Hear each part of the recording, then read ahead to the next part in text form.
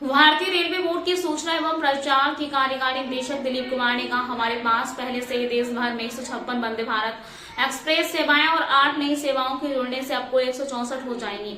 आज प्रधानमंत्री बनारस खजुराहो वंदे भारत एक्सप्रेस को हरी झंडी दिखाएंगे। इसके अलावा हम लखनऊ सहारनपुर वंदे भारत एक्सप्रेस, फिरोजपुर दिल्ली वंदे भारत एक्सप्रेस और एक एर्नाकुलम कोयंटूर बेंगलुरु वंदे भारत एक्सप्रेस शुरू कर रहे हैं।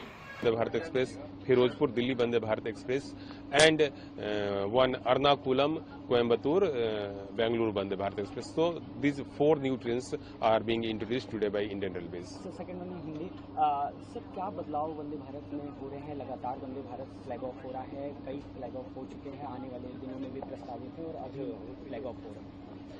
Vande Bharat express made in Bharat concept पर आधारित ट्रेन है, जिसको हम लोगों ने अपने देश में अपनी टेक्नोलॉजी के आधार पर डेवलप किया है। पुश पुल टेक्निक पर आधारित यह ट्रेन है। इसकी जो बॉडी है इस ढंग से तैयार की गई है कि जब काफी तेज गति से यह ट्रेन चले, यानी 180 किलोमीटर की स्पीड से भी जब यह ट्रेन चलेगी तो यात्रियों को किसी प्रकार की परेशानी नहीं होगी। यात्रा जो है वह सुखद और कंफर्टेबल होगी। तो लगातार हम लोग इसको और इम्प्रूव कर रहे हैं। इसमें कवच सिस्टम लगा हुआ है। कवच एक ऐसा सिस्टम है जो कि एंटी कोलिजन डिवाइस से युक्त सिस्टम है। तो कवच के लगने से यह बेनिफिट वंदे भारत एक्सप्रेस में मिल जाता है। हर कोच में हम लोगों ने यात्रियों की सुरक्षा के मद्देनजर सीसीटीवी कैमरे लगाए हैं।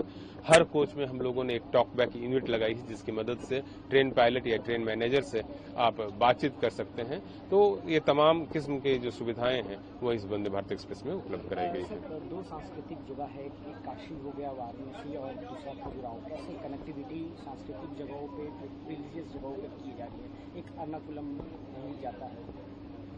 देश के धार्मिक और सांस्कृतिक पर्यटन को बढ़ावा देने में भारतीय रेल की बहुत ही महत्वपूर्ण भूमिका होती है। आज जबकि हम 2 और महत्वपूर्ण शहरों को जोड़ रहे हैं इस बनारस खजुराहो वंदे भारत एक्सप्रेस के माध्यम से, तो निश्चित रूप से पर्यटकों को काफी लाभ होगा और इस जो एरिया है जिसकी इकोनॉमी है वह भी इस ट्रेन के परिचालन से स्ट्रांग होगी, बेहतर होगी। इसी तरह से जो बाकी वंदे भारत एक्सप्रेस हम चला रहे हैं तो वहां से जब वंदे भारत एक्सप्रेस चलती है तो उसका फायदा जो है लोकल इकोनॉमी को तो होता ही है, साथ ही 2 शहरों के बीच का जो जुड़ाव है वह वंदे भारत के परिचालन से मजबूत होता है।